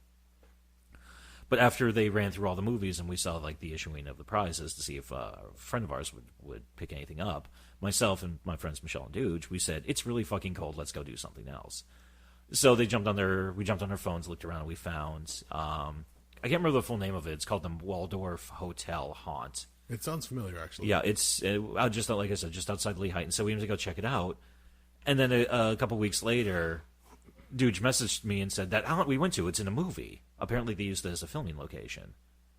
So, yeah, nice. pretty cool. Okay. I'm a little bit behind. I mean, I'm about 2 days behind, but thankfully I'll help fix that this weekend because, well, Friday night and Saturday night are the final 2 showings for the Mahoney Drive-In for the season. Yeah, I know. I'm so sad. Another season's gone by and I still haven't gone out there. No worries. I'm at this point, I can't not go out there. I'm honestly been kind of bummed out that it's closing down, even though it's like, okay, they need our ass because they run their asses off every weekend from April to October. But they're going out with Friday night they're doing Halloween and Halloween 2, and then Saturday night they're doing Halloween 4 and 5. I did see that because they said, "Oh no, we didn't, forget Halloween 3. That's a they said stay for another night." Yeah, they said, "Well, we already got something planned for you coming up in the 2020 season, so hold tight, folks." Okay. So I'm pretty pumped on that. That'll give me a bunch of shots to catch up. It's been cool. Like there's been, let's see, 1, 2, 3, 4, 5, 6, 7, 8, 9, 10. I mean, more than half my list I've never seen before. Okay. Yeah, which is pretty good. I'm looking at it. It's like, this is actually, I got a whole ton of stuff on top of me. So I'm like, pretty cool. Like I was saying, yesterday I was looking for something to watch. And even before and after watching The Infiltrator, I went through and I was just browsing through Amazon Prime as well, funny enough. And I think I was adding stuff to my watch list so I can eventually get back to seeing a few things. Like I saw they had Buckaroo Banzai. Yes. On there. I'm like, all right, it's been a while since I've watched that. I put that on the list. I kept going through. And then I found the original Last House on the Left. Oh, with David Hess? Yeah, I've never watched it. I've only read about it. I'm like, I might have to wait till is asleep or Jen's out of the house. Yeah, that one gets a little rough in some spots. So I was like, I know it's known for being notoriously violent and difficult to watch at certain points. So I was like, I'm still, for anybody who doesn't listen to the show on a regular basis, I am still coming out of my shell when it comes to horror movies. So for me, growing up, I was a little, more than a little, I was very afraid of horror films. So Nightmare on Elm Street, Friday the 13th, Halloween, even Hellraiser, movies like that. I was just terrified when it came to horror, gore, that I could not watch without like covering my eyes or put my head under the pillow or whatever the case was. But now, later in life, probably somewhere around like my mid-20s, I started watching like scary movies late at night when I'm by myself and freaking myself the fuck out, so I'd be afraid to go into the basement in the next like 3 weeks. It would just fucking haunt me. But I've gotten more and more curious, and I've been checking out more and more films just to see like what I might have missed out on, or the classics, so to speak. I know Last House on the Left is one of them. But what I wanted to ask you, yes, being that you're going through all these films and you watch a mix of both American and foreign horror films, which one do you think is more, I guess you can say, graphic when it comes to the horror and the gore?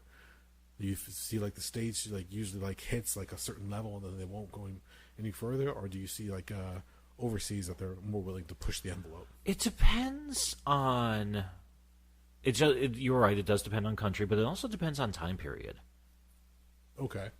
70s Italian horror, they've got some pretty fucked up stuff, especially from the likes of Ruggero Deodato and Lucio Fulci. Like, Fulci was notorious for, a lot of people only watch his films because they're gore hounds. I've never watched a Fulci movie, so I might have to get to one eventually. There's a couple floating around out there. I mean, Zombie's a great one to go with. Zombie is burned in my brain. Not the movie itself, but the cover to the movie. Yeah, okay. Because I remember going to a Hollywood video, and during Halloween season or October, seeing the cover sitting on the shelf and I'd pick it up and like slowly turn it over because I'm not sure what I'm getting into. Yeah. I'm also afraid like somebody's actually gonna catch me looking at this and like, hey, you're too young for that. But I like look. How at, old like, were you? I had been like 14, 15. Okay. And I'm looking at it like, what the fuck? And I'm trying to read it and like trying to understand what's going on. Like, what? Why? Yeah. But it's become one of those things that I've gotten so curious about it that eventually I will sit down and watch it. So it becomes down. You think about that time period, and there was a lot of really bloody flicks. And then also I look at it too as Europe. I mean, even with a lot of their violence, they were always a little bit more permissive with the sex than the violence. Although, it's a case by case.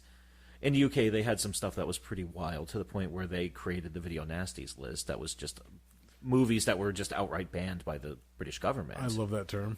It is a pretty cool term. And I also love the fact that there's a damned song called Video Nasty. Yes. But also in a lot of ways, I also think about specific filmmakers. Like, I think about Joe Zito. Yeah, he makes some pretty gory stuff. Okay. I'm trying to think of the most violent, over-the-top gore. You see, the thing is, a lot of the exploitation stuff that just gets, like, nasty like that, I don't have the easiest time sitting through because there's really nothing to work with. You know, I think of, like, Blood-Sucking Freaks, which, God, that's just vicious on a lot of levels. Or the aforementioned Cannibal Holocaust by Rogerio Deodato. Okay. Or, you know, and the big one that I don't know if I'll ever actually work up the gumption to watch is the infamous A Serbian Film. I'm not familiar with that. I'm sure you mentioned it before, but my friend. Oh, buddy. Let's dive into A Serbian Film. Why you pull that one up? No, I agree with you because at one point I started getting into a bunch of different movies, and I think it was like the early aughts where I would watch. It wasn't Hostel, but like movies that were inspired by that type. So the torture porn you're talking about, like Turistas, or exactly, and there was like a whole bunch of them like that. Yeah, everything. They're like, oh, this is the new trend for a while. Let's make these for a little bit. And there was about like like a span of like maybe 5-6 years where those movies were coming out left and right. And I ended up watching one, and yeah, look, I couldn't really get into that. I don't know. Would you put the Saw movies in torture porn category? Yeah. Because at least that had like a storyline through it in a certain shape. Yes and no. I kind of put it in there because it's of like the how higher class torture porn. It's the torture porn where it's okay for a lot of movies like Hostel, and I never saw Turistas, but I'm basing this off the Wikipedia entry I read on it, and a couple of other of those movies when people saw there was some quick money to be made there. Yeah, I feel like they wrote the movie around the torture scenes where they came up with the gore and the blood first, and they said, okay, how do we put this together in a movie to make this a logical series of progression? Yes. I feel like Saw, they basically said they wrote the story, but everything was already kind of included rather than writing one for the other. Okay. If that makes any sense. No, it does. I equate it with Jackie Chan. When he makes his movies, they coordinate the stunt scenes first, and they're like, all right, let's make a story to put it all together. Okay. That's what it seems like. So, A Serbian Film. God. A Serbian Film is a 2010 Serbian exploitation horror film produced and directed by, I'm not even going to attempt to pronounce that because it actually is a film from Serbia. It tells the story of a financially struggling porn star who agrees to participate in an art film only to discover that he has been drafted into a snuff film with pedophilic and necrophilic themes. There's a famous baby fucking scene in it. Oh, Jesus. It's brutal. It's one of those ones generally you can't even find it unless you like go to like a horror con or somebody's specialty who handles bootlegs of it. A lot of places never even touched it. Really? Yeah. Wow. There's a famous story from Joe Lynch, who's a horror director who worked on... Oh, fuck me. I can't remember anything he worked on right now. But he tells the story. He was filming something in Serbia, which apparently is a place a lot of film companies will send their crew to because non-union, so they could save a pile of cash, and also because of some of the building design going back hundreds of years, you have that nice flavor to it. But he even talked to one of the guys who was one of the prop makers on a Serbian film, and the guy's like, oh, you want to see the baby from the baby fucking scene? And Joe Lynch is like, yes, I do. And then he took a selfie with it because he's like, I can't not. But yeah, it's a famously brutal film, which, yeah, I've talked to very few people I know have actually had the fucking gumption to sit through it. You know, from the Yeah, for my description of it, yeah, it's just rape, rape, rape, murder, murder, murder, rape, rape, rape, murder, murder, murder. So, yeah, that one. That's kind of like that's like one of the most notorious horror films I could think of. Okay. You know, I mean, God, I'm trying to think of what else was like super controversial, but I mean, for the high profile stuff, it was more because nobody had ever seen it before. Like The Exorcist, that people were freaking the fuck out when The Exorcist came out. Oh, imagine, yeah. In fact, interestingly enough, a friend of mine was telling me, I have to look it up. Bloody Disgusting came across audio from one of the theaters from the opening nights, one of the opening nights of Halloween back in 1978. Okay. And he actually said it's wild to hear how into it that people were. Like, people were, like, once again, going wild in the theaters because they'd never seen anything like Halloween before. Okay. Which, famously, and the big difference that, you know, and a lot of people realize this, the music.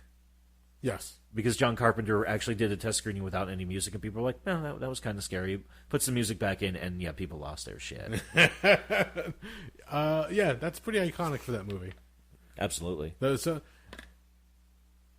Not to get off track, but there's a certain thing when it comes to not just the music, but the sound design, especially when it comes to creating an atmosphere, and horror movies need that. Absolutely. And once you have the right marriage of sounds and music and atmosphere, and just it almost makes you feel claustrophobic when you're watching the film. Oh, yeah. So, like, the good example is when we went to watch, it was the second Paranormal Activity movie. Okay. We all went to, it was myself, I believe Jen went with us, Holly and Jimmy at the time, and we went to the theater. And even though we're in a theater packed full of people, like, I felt like I was being held captive in this dark room watching this film on the big screen. Again, because I'm not really into horror films, but I was looking for a scare that night, and I got a few here and there with the jump scares. Famously, I believe that was the one. I want to say it was the second movie where they had more cameras throughout the house. Yeah. And there's this one scene where the wife goes to the kitchen, and it's daylight, so you don't expect anything during the daylight. But as she walks in and she's trying to, like, figure out what's going on in the house, she heard something. She's not sure what is happening, and all of a sudden all the cabinets and doors just blast open, and the pots and pans go flying everywhere, and she just crumbles in terror because she's like, holy shit. Like, I watched the entire theater jump. I'm like, oh shit. That's pretty fucking cool. But yeah, it's like, in that case, it was an absence of any sound or music. Yeah. It was just the silence before the loud sound that hit everybody. And normally people get annoyed with the jump scares nowadays because it's like the cheap scare that you can get out of somebody. But in that case, like, they worked for that one. They set that one up to get you good. And then from there was a few other spots in the movie that were fun. And then the movies themselves have kind of dwindled on. As they make more sequels, they try to create a storyline around it, and it starts to get a little bit more derivative of itself. But it's the case with any sequel in a series. Friday the 13th, Nightmare on Elm Street with that fucking nursery rhyme. Yeah. We went to get our son's costume for Halloween last night, and he's running through the Spirit Halloween store, and he knows all the characters. Yeah. He's 3 years old. Loves all the creepy clowns, all the horror, all the, severed heads and weird shit. And when I was a kid, I was terrified of that kind of stuff. Yeah. He's playing with the animatronics. He runs up, and they have these little lanterns that, light your walkway, the heads of Jason Voorhees or the head of Freddy Krueger. And he walks up and goes, Jason! And he hits the button, and you hear the Friday the 13th music. Yeah. He hits the button for Nightmare on Elm Street. You hear the nursery rhyme start playing. I'm like, what the fuck is going on? But, like, each one of those has a song or some kind of music that really makes it stand out for you, so that when you hear Halloween, that classic sound of Mike Myers, giving chase to somebody, you're like, oh fuck. Yeah, it can give you massive. It just kind of sits there and makes you feel uneasy. Yes. In fact, there's so many people I know who have gotten into a lot of synth music because they started with, like, the John Carpenter soundtracks and all that kind of thing from that era. And they started digging into it because that actually went through a revival. And there's a pretty healthy underground scene of synthwave bands. And a lot of times they even say it's like, yes, we're basically paying tribute to all, like, the horror films that we loved and, like, the work of John Carpenter and all those. and Goblin and some of the other bands and Fabio Frizzi and people who did these absolutely beautiful scores that you don't even have to show me any pictures. You can play a lot of these and I automatically know what movie it's from. I hear one thing, it's like, oh, I know that's the zombie theme from Fulci Zombie. Or if I hear this, it's like, oh, I know that's Escape from New York. Or, one of the other ones actually that I'm big on now, and I had to stop myself from paying about $40 for vinyl for this. Oh no! They put out one company released a special edition of the Fog soundtrack. Really? Yeah. In fact, actually, about a year ago, and it's not quite hard, but the same company, they put out this really beautiful 2 LP set for Big Trouble in Little China. And I saw it and I was like, I got a buddy of mine who loves records. I'm buying this for him. And also because I wanted to take it. And as soon as we cracked it open, we're looking at it. I said, I need to take a few pictures of this. And yes. He said, knock yourself out. It's fucking awesome. Yeah, it's a beautiful, when you open up the gatefold, it's just this huge picture of David Lopan. Nice. Yeah. There's another good one. But there's companies out there like Mondo Tees out of Austin and Waxwork Records, who I think they're in Oregon. And yeah, they're just taking all these old horror properties and releasing the soundtracks, and people gobble them up because the artwork is so fucking pretty. Oh yeah, when they actually put the work in there to just make a nice little collection along with the record. Yeah, it's fucking you don't even have to actually play the record. Just hang the artwork on your wall. If I had unlimited money, I would go out and I would get the soundtracks on vinyl for every Friday the 13th movie. I think they've done them up to 6. Oh wow! I haven't seen 7 or 8, but I wouldn't be surprised if somebody's done them. And yeah, I would just love them and kind of make it like a decorative piece, just to put them all together and mount them on the wall and have them as decoration. Nice. Or some of the other stuff. I saw one for the Prowler that's gorgeous. I saw one for. In fact, I'll show you my screensaver, or not the screensaver. The background on my desktop right now is the same company, Waxwork Records. They released the soundtrack to My Bloody Valentine. And the artwork for it is fucking gorgeous. The newer one or the original? The original one from 79 or 80. Okay, so it's not the new one. Filmed in 3D. Not the one. Actually, fun fact, that was the same guy who directed Drive Angry, shot in 3D. He was angling for something at the time. Yeah. But that was that time period. I think they just said, okay, Supernatural's a really popular show. We're going to give one vanity piece to one of the Winchester brothers and another one to the other one. Because, the other piece was they did the remake of My Bloody Valentine and the remake of Friday. Yeah. With Jared Padalecki. Which, I'm surprised that, some of the remakes either made it or didn't make it. Like, the Rob Zombie remake of Halloween made a splash. It got some attention. It's not a bad movie. I like it overall. Yeah. No, the sequel was kind of bleh. Well, we talked about the sequel at one point where they said, okay, we want you to come back and do the sequel. Rob Zombie like, nah, not really. No, I'm not into it. Like, okay, well, let us tell you what we're going to do with it. Well, fuck. Okay, I'll come back. Yeah. Don't shit on the work I did previously. I'll wrap it up. No, that one made some noise because it was Rob Zombie at the time, especially with the House of Thousand Corpses and everything else. Yes. And his musical career. So they're like, oh, yeah, we have a famous director doing a horror film remake. But Nightmare on Elm Street didn't hit, really. I mean, people liked it, but it was missing some of the nuances from the originals. It didn't have enough camp. Yeah, that's what a lot of people were saying. Yeah, Jackie Earl Haley, he did a good job playing Krueger, but his was a meaner, nastier Krueger that didn't have the humor to it. Yeah, he didn't have that weird, uncomfortable humor and weird pseudo tap dance into comedy that Robert Englund brought to the role so well. And then, to be honest, I don't even recall the Friday the 13th remake.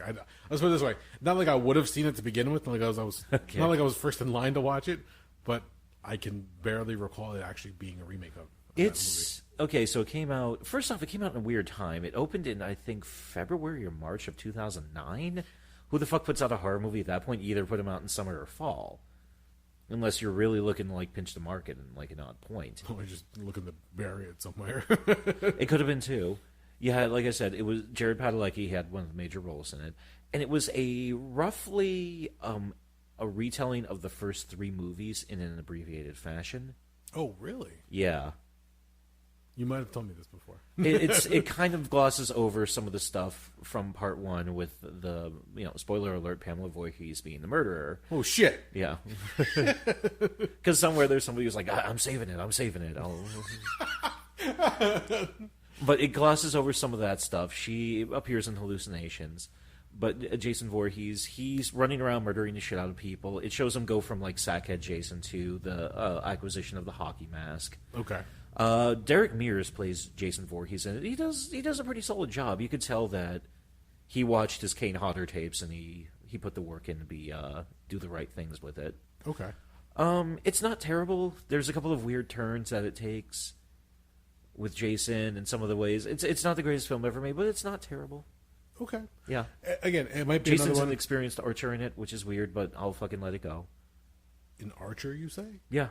Weird. Yeah. He takes out like a motorboat full of people. All of a sudden, you just see like arrows flying out of nowhere, like popping them through the head. Holy shit. Yeah, it's wild. Did you see like a house of 1,000 daggers and just decided to let loose? I guess. Well, I was going to say, when you're a crazed monster living in the fucking forest, I guess you got enough time to practice how to become a kick-ass archer. That's very true. Yeah, I don't know. He probably has like nicely developed back muscles. Yeah.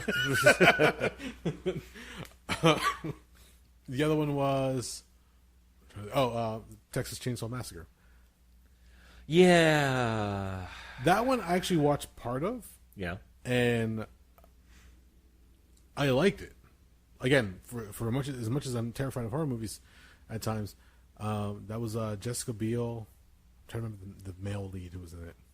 Some dude with a fancy haircut. Yeah, fancy haircut and like a weird like soul patch. Can't remember his name off the top of my head. I've seen him in other movies. But when they had I'm blanking on his name. Who was Gunny?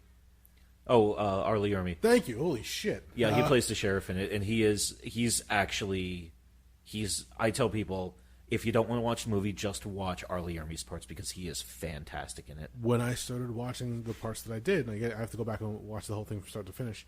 But when I was watching, I'm like, oh, okay, Arlie Ermey. Those parts like drew me in to the fact that I wanted to continue to watch. But I was like, I made an excuse. I've got other shit to do.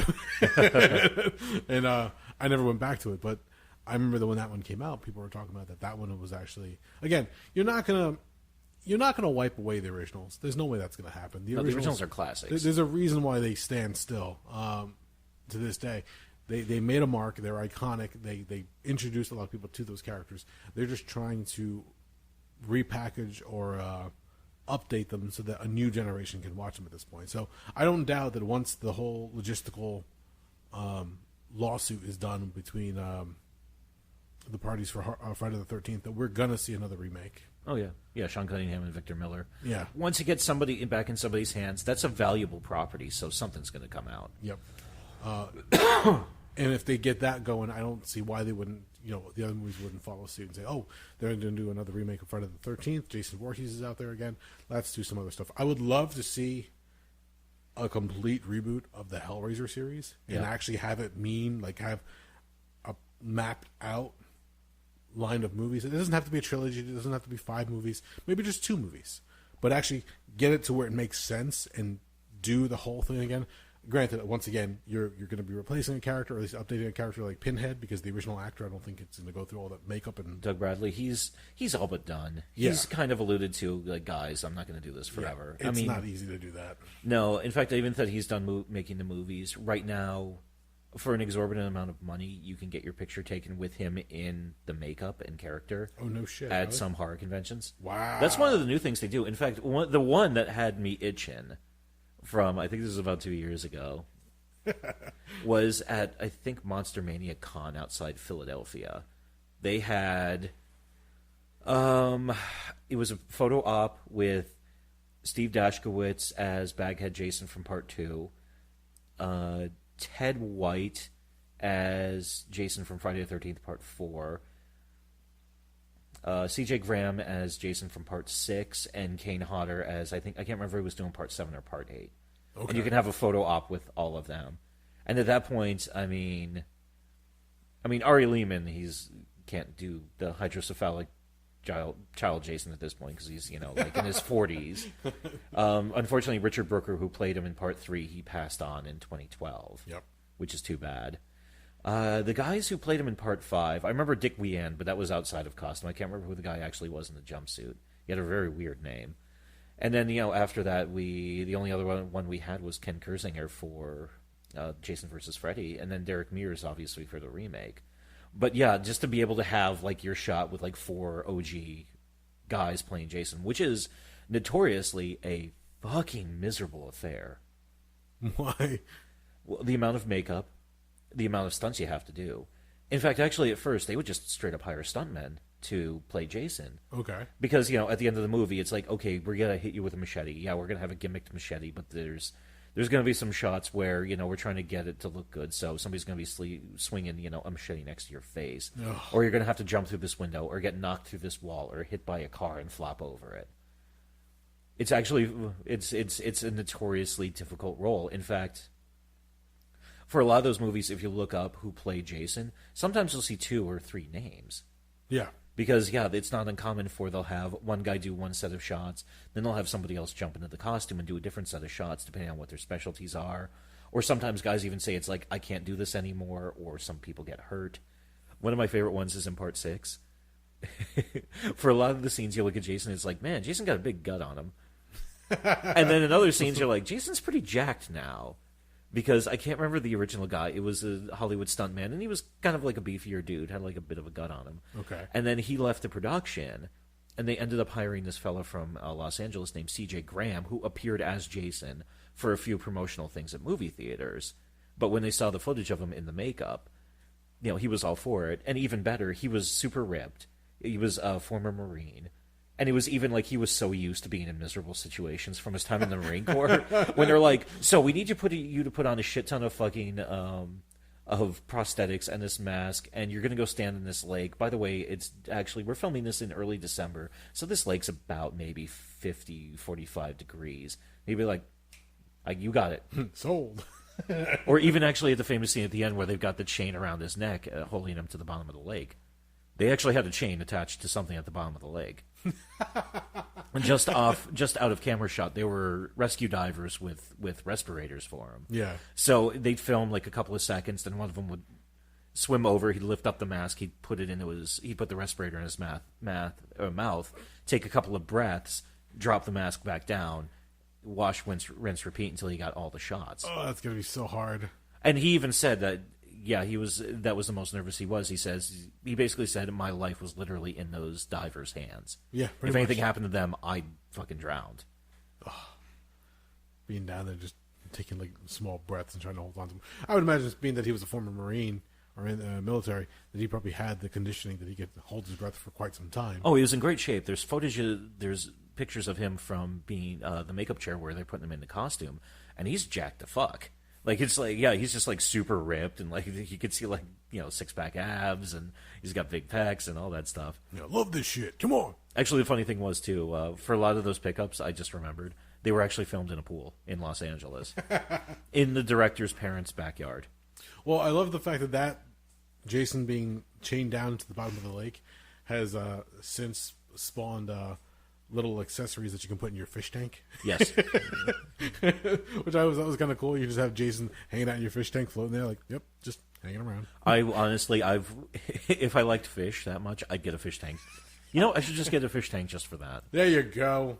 Get yourself something to take up your time. I don't know. We'll see what happens. It's kind of like that one. It happened in Minnesota. And I think somebody also did it in Arizona, where they put statues of Jason at the bottom of lakes that were renowned for scuba diving. Yes, I heard about this, just to freak people the fuck out. Yeah. The one in Minnesota, the one is still there. I think the one they put in Arizona, I think the local government agency that was in charge of the lake was, get that out of there. Which is like, you guys are no goddamn fun. Because you can imagine somebody who doesn't know it's there, they go down, they're like, oh, I'm learning how to scuba dive, and let me go check out this lake, and all of a sudden, they see the shadow of that coming out of the darkness, and they just shit their pants. Could you imagine it's one thing to see a body down there, then they come across the hockey mask and the chain around its neck, like, what the fuck? Because they even did it the right way, where they took a statue, put it and set up the costume, but put an actual hockey mask on Oh, the face. fuck, man. So it's not like a painted-on hockey mask or anything like No, that. that would terrify the fuck out of me. I'd probably never go near water again. Shit. Well, when I was a kid, the first time I saw Jaws, I didn't even want to go swimming in the lake. I had this thing. All right. I always prefer going to the lake as opposed to going to the beach. Same. I just didn't like the salt water. I didn't like the waves crashing around. I didn't like stepping on the seashells and possibly a jellyfish fucking washing up onto the shore, whatever the case was. Yeah, plus that sand in the July sun. Oh, forget about it. Fucking vicious on your feet. Yeah. No, but I remember going to a lake nearby us, and as a kid, in my mind, and I'm sure in many people's minds from back then, there's that burned image of the teeth from Jaws as it comes up towards the camera. Yeah.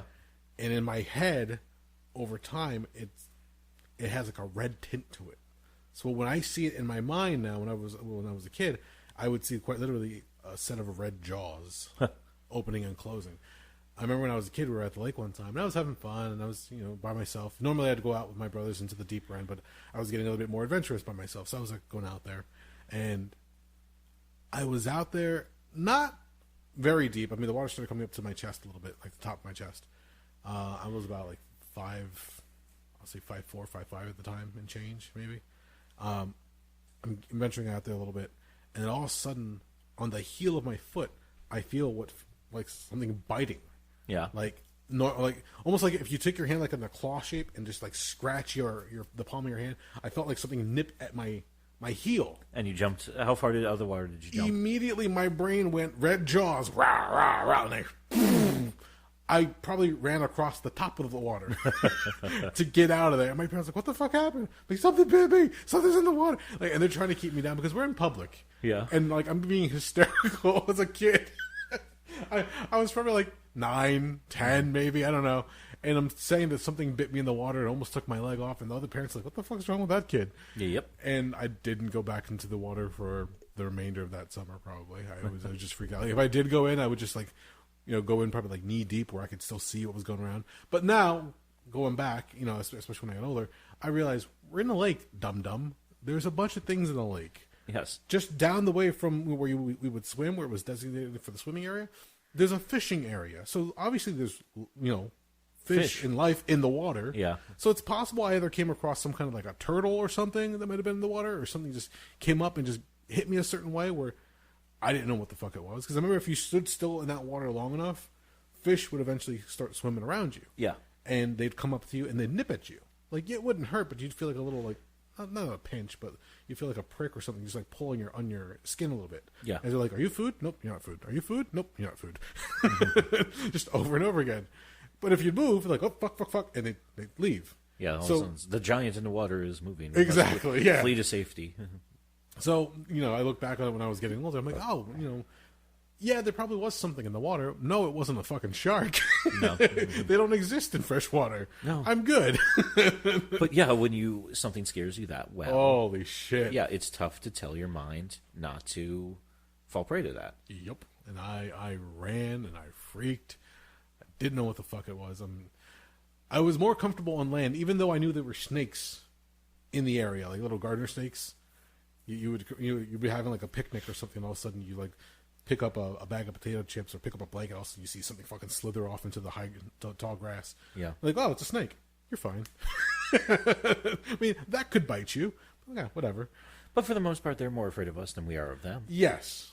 They're not going to strike. The aggressive breeds, none of them are in this part of the country. I think there's a couple in the Southwest, but most of them are overseas. Yeah. Like the ones that are like, "Oh, you looked at me cross-eyed? I'm going to come bite your ass, motherfucker." Well, the difference is I could see the snake on land, whereas I couldn't see what the fuck was under the water that nipped at me. True. So that's what freaked me the fuck out and everything else. So I was just like, fuck, for all I know, it could have been somebody who swam up behind me and just played a prank on me and just like, went to go grab my foot, and it felt like something was trying to bite me. I don't fucking know. It could be when I was a kid, since my grandmother had a house on the lake. Yeah, and we didn't have a lot of money for vacations. That was pretty much our summer vacation. Just we were constantly going up to my grandmother's house to go swimming there. There you go. And it wasn't bad. It was a nice small lake. It was up in northern PA. And yeah, we used to do the same things because it was a relatively shallow lake. Okay. I think it was only about 20 feet deep at its deepest, because it technically was a stream that they dammed up on one end because they needed water for the railroads. Okay. So, and then just over the years, people built houses around it when that went the way of the buffalo. Okay. And yeah, they even went as far as they actually took a bunch of old tires, filled them with rocks, wrapped cable around it, and they actually had a raft afloat that they would actually take and put out in the water. Oh, weird. So yeah, we can climb up that and jump off that in like one of the deeper sections. Cool. Yeah, it was pretty good. Hey, Also had a motorboat, a canoe, paddle boat. If you're a kid being out in the lake, it's always a fun thing. You just go out and have some fun, go swimming, jumping, whatever the case was. Yeah, I never missed the ocean because I actually prefer lakes. Same here. Yeah. as you mentioned before. Yeah, the ocean's just trying to contemplate. I mean, yeah, and granted, there are big lakes out there like Lake Baikal or the Great Lakes, but trying to contemplate the ocean sometimes, I can't wrap my head around it. It's just too big. On a boat out in the middle of the ocean where you can't see land at all. I'm cool with that. Thanks. The first time I ever did it struck me pretty hard. I was like, was this like a fishing trip? Yeah. So you were only a few miles off the coast. Yeah, So if shit hit the fan, you could theoretically, if you knew which direction to go, you could float that way. Yeah, you could kind of use a flotation device and kind of just kick paddle your way in. Probably, yeah. If I was like leg off. Yeah. But no, it was just you could do it feasibly if push came to pull. But yeah, no, being for the ocean for what it was, like we go to down to the shore for the summer, and I always wanted to be like in the arcades or playing the games on the boardwalk. I didn't want to be on the beach. I didn't want to be out in the sun. I didn't, that stuff never really appealed to me. Even now, being older, yeah, if you go to the lake, you'll sunbathe or whatever the case is, but it just seems more tranquil and more relaxing on a lake than it does out on the shore or down the ocean. It's just difference, like night and day for me. And again, the waves, never really liked the waves. Like the freshwater more than the saltwater. Yeah, you can open your eyes underwater and not have it immediately burn. Exactly, yeah. When you go in the water, like, depending on where you are, you don't have to worry about getting like that horrible taste of salt water in your mouth. You're like, oh, what the fuck? Get out of there. And the ocean also smells bad to me. Depending on where you go, yes. I've been to a couple places where you don't detect anything, and other places like, oh god, what the fuck died? Yeah. So, yeah, we'll see what happens. Yeah, I had that a couple of weeks ago. Actually, a little over a month ago now when I went to Gunnison. Was there a certain odor in the air? Oh, it stank. It was just overly salty and something else something decaying I couldn't quite put a finger on. Hey, who knows? Maybe some kind of wildlife washed up on the shore somewhere. No, this was definitely like a waterborne smell. Oh, really? But also, I mean, Gunnison, it's not a terrible beach. It's a decent one. You're kind of close to New York. Okay. Like a couple, probably 800 to 1,000 yards offshore, you could see some pretty big ships, like freighters, going in and out of New York Harbor. Because on a clear day, when you walk out on Gunnison and you turn left, you could see One World Trade. Oh, really? That's how close you are to New York. Oh, I never realized. Okay. Yeah, did you see those pictures I put up on Facebook where it was just like a shot of like my shadow on the sand? Yes. And like another one that kind of showed a panoramic shot?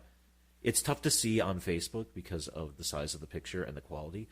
But if you look really closely, like dead center of that picture is the lower Manhattan skyline. Oh, no shit. Yeah, it's kind of creepy to see. Okay. But yeah, that's how it is. It was also a weird time to go there because it was like September 17th or 18th, I think. Okay. So definitely the season was over. The last people left there it was the diehards who love nude sunbathing. Okay. And I could tell because I stuck out like a sore thumb because everybody else was that like golden brown color. And then my pale ass walks up and I was the only guy who went in the fucking water too. Ah, okay. Because I was like, the water's still warm, the air's a little bit chilly, but it's going to take some time for the water to cool off, so let me go in. And I don't know what had come along, but the waves were insanely violent, so I just got that shit beat out of me for the 20 minutes I was in the ocean. Like, you just get picked up every now and again, you get that one that flips you completely over, and you're like, I don't even know what end is up. Like, let me just wait till, like... You wash back on shore. Yeah, like something, like, and God forbid you ever get caught in riptide, I think it's called. Yeah, riptide, the undertow. Yeah, whatever it is that could rapidly pull you out to sea. They say you don't fight against, just let it pull out there, swim away from it, then swim back to shore without the current killing you. Yeah, because otherwise you tire yourself out and you're just a goner. Plus, there was also a sign there that said no lifeguard on duty. Ah, okay. So, because, yeah, there were... Actually, I don't think I've ever seen lifeguards at Gunnison for the handful of times I've been there. You know what? Besides Jaws, what other, like, slasher movie happened at a beach? Oh, there was a bunch of them. Is there? Maybe I just don't have a good... I'm trying to... Hold on. I'm trying to remember them. Let's see. Mutilator happens at the beach. Okay. Let's see. Hold on. Piranha, was that at the beach? I think so. At beach. No, nothing. Oh wow, yeah, there's a lot of shit. The horror of Party Beach. Well, that's in the title. The Sand in 2015. The Shallows. 47 meters down. Well, I'm not sure if you call that ocean or whatever. Okay. Psycho Beach Party. Blah, blah, blah. Long Weekend. Piranha. Spring Break. Sand Sharks. That looks awful. Sand Sharks. Land Shark. Candygram. Sorry. Oh, man. Yeah. Lost Boys technically takes a good chunk of it takes place on the beach. Oh, very true. Yes. That's another good one. All right, so let me ask you this, because next week is Halloween at this point. Yes, it is. If you were to say to anybody top 3 movies that you would suggest for the Halloween season. Oh, fuck.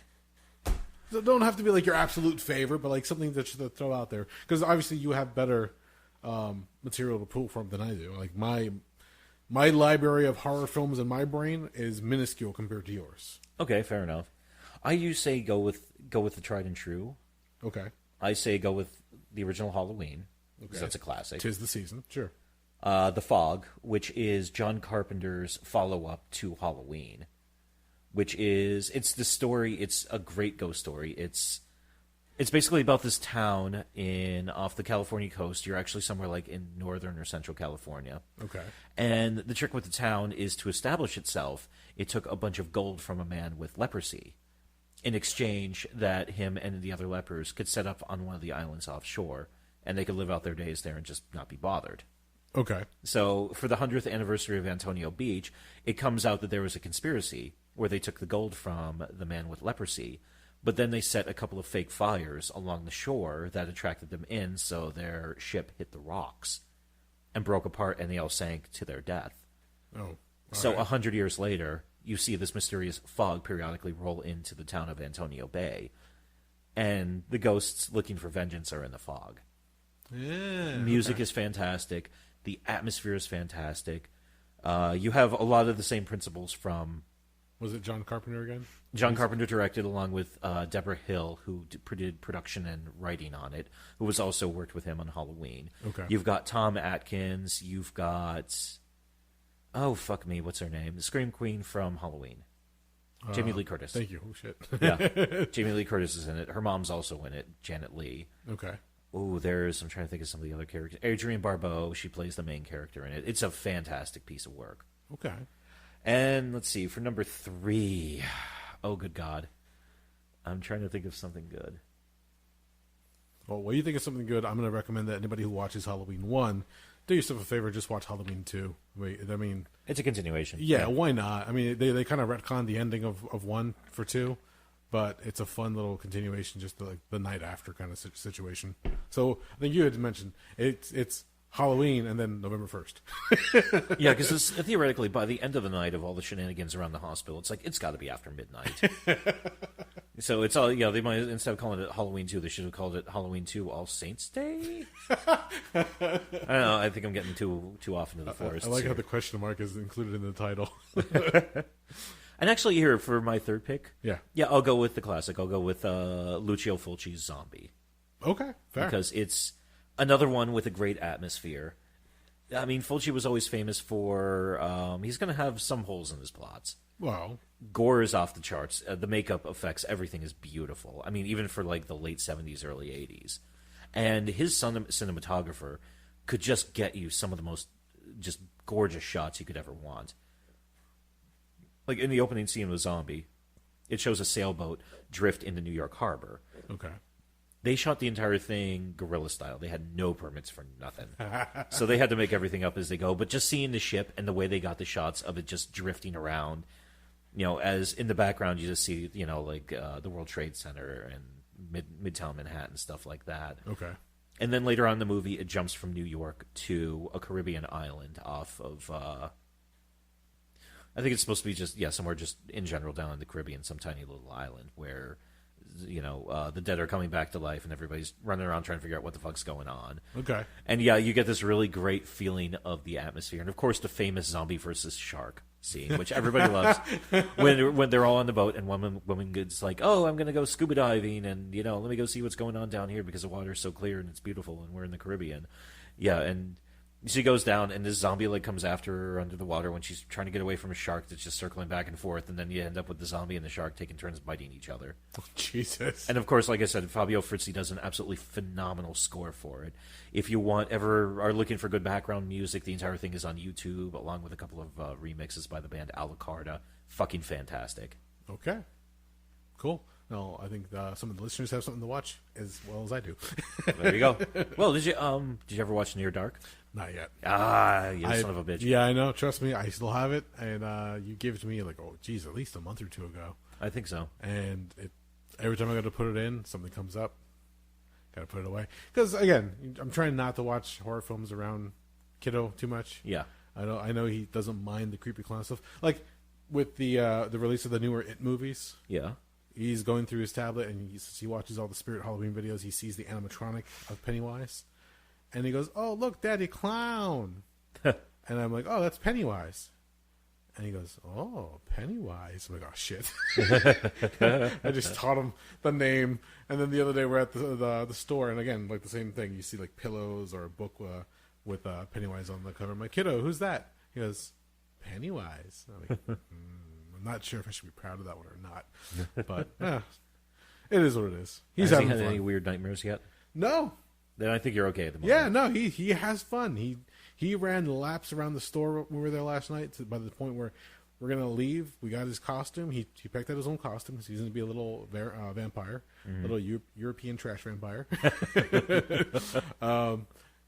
He was all happy, and by the time I got to go put his jacket on, if you feel the back of his neck where his hairline begins on his neck, you could feel it's just all moist with sweat. Oh, wow. From him running around like, Jesus Christ, what are you doing?